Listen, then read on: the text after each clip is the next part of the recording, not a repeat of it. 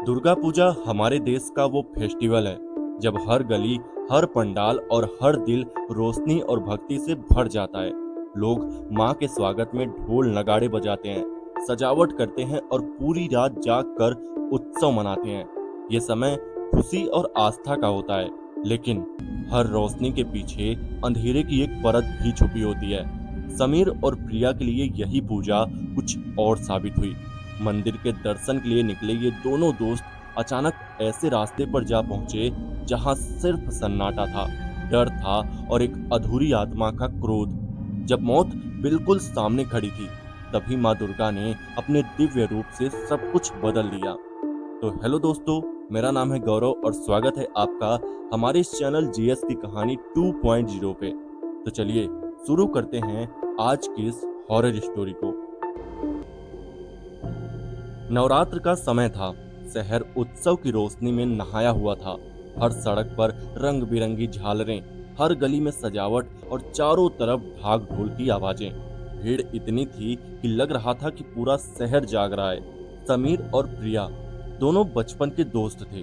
College की छुट्टियों में घर लौटे थे और सोच रहे थे कि इस बार नवरात्र को थोड़ा अलग तरह से मनाया जाए।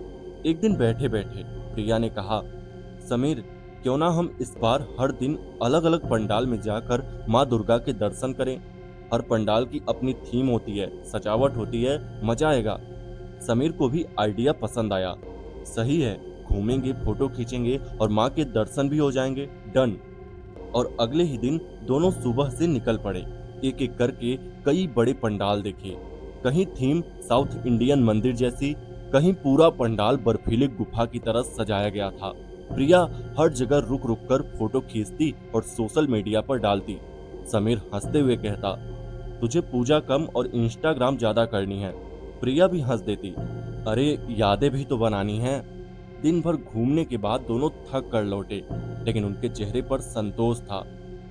अगले दिन भी दोनों सुबह से ही निकल पड़े। पहले दो पंडाल देखकर जब वो एक पुराने मोहल्ले के पंडाल से बाहर निकले, तो अचानक एक बुजुर्ग आदमी उन्हें मिला। उसकी आंखों में अजीब चमक थी, कपड़े धूल भरे, बाल बिखरे। उसने धीमी लेकिन ठंडी आवाज में कहा, तुम लोग तो बड़े उत्साह से घूम रहे हो, लेकिन अगर सचमुच हिम्मत है तो उस मंदिर में जाओ ना, जो जंगल के बीच छिपाए। वहां माँ दुर्गा का असली रूप है, लेकिन कोई वहां तक पहुंच नहीं पाता। समीर और प्रिया दोनों शौक हो गए। प्रिया ने जिज्ञासा से पूछा, क्यों, ऐसा क्या है उस मंदिर में?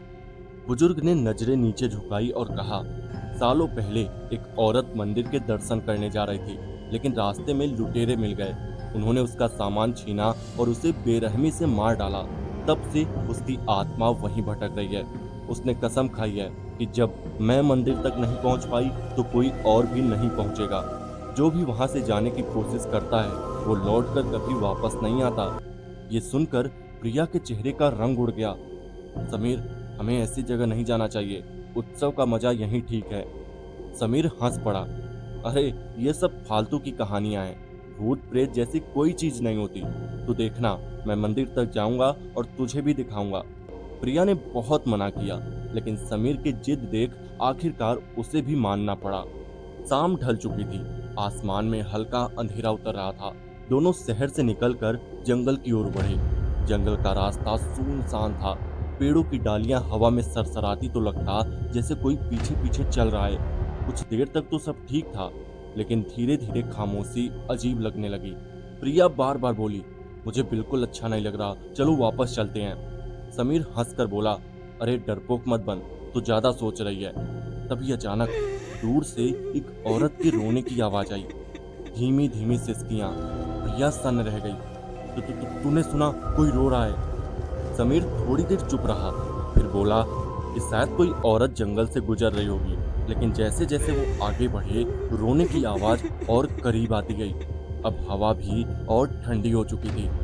अचानक प्रिया चीख पड़ी, समीर, किसी ने मेरे बाल खींचे। समीर घबरा गया। उसने टॉर्च निकाली और इधर उधर रोशनी डाली। चारों तरफ घना अंधेरा था। पेड़ खड़े थे, लेकिन इंसान का नामो निशान नहीं। प्रिया की आंखों से आंसू बह रहे थे। मैंने महसूस किया किसी ने सचमुच पकड़ा था मुझे। समीर ने उसे शांत करने की कोशिश की, शायद तेरा वहम होगा।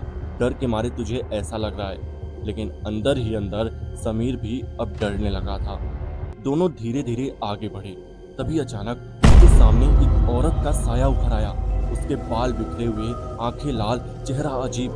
वो ठंडी हवा के बीच जोर से हंसी। कोई भी इस मंदिर तक नहीं पहुंच सकता, कोई भी नहीं। प्रिया का चेहरा सफेद पड़ गया। उसने कांपते हुए कहा कि ये वही है, वही आत्मा। समीर की आवाज भी अब कांप रही थी, लेकिन उसने हिम्मत दिखाई। हमें जाने दो, हम सिर्फ माँ दुर्गा के दर्शन करने आए हैं। वो औरत धीरे धीरे आगे बढ़ी। उसके पैर जमीन को छू ही नहीं रहे थे। वो हवा में तैर रही थी। उसकी आंखों में इतनी नफरत थी कि समीर और प्रिया दोनों की सांसें अटक गई। वो हाथ फैलाकर उनकी ओर बढ़ने ही वाली थी कि तभी अचानक पास के एक पेड़ से तेज रोशनी निकली। उस रोशनी से माँ दुर्गा की मूर्ति प्रकट हुई। पूरा जंगल दिव्य प्रकाश से भर गया। वो औरत जोर से चीखी, नहीं, ये संभव नहीं। और तभी मूर्ति से एक त्रिशूल चमकता हुआ निकला। वो हवा में तीर की तरह दौड़ा और उस औरत की आत्मा को भेद गया। औरत दर्द से चिल्लाई। उसकी लाल आंखें बुझ गई। उसका शरीर धुएं की तरह हवा में विलीन हो गया। जंगल फिर से शांत हो गया। प्रिया घुटनों के बल गिर गई। माँ, आपने हमें बचा लिया। समीर की आंखों में भी आंसू थे। आज मैंने मान लिया कि माँ की शक्ति हर जगह है। ये सब झूठी कहानियां नहीं। अब रास्ता साफ था। दोनों धीरे धीरे आगे बढ़े और मंदिर तक पहुंचे। मंदिर छोटा सा लेकिन बेहद पुराना था। दीवारों पर बेलें चढ़ी थी। अंदर माँ दुर्गा की प्रतिमा विराजमान थी। दीपक जल रहा था। वातावरण शांत और दिव्य था। दोनों ने हाथ जोड़कर प्रणाम किए। प्रिया बोली, माँ, अगर आपकी कृपा न होती तो हम जिंदा यहाँ नहीं पहुँच पाते।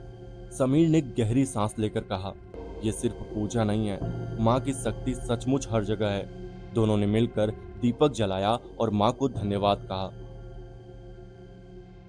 तो दोस्तों, कैसी रही ये कहानी हमें कमेंट करके जरूर बताइएगा। और चैनल पर नए हैं तो चैनल को सब्सक्राइब भी कर लेना। तो चलिए मिलते हैं ऐसी किसी और कहानी में, तब तक के लिए बाय।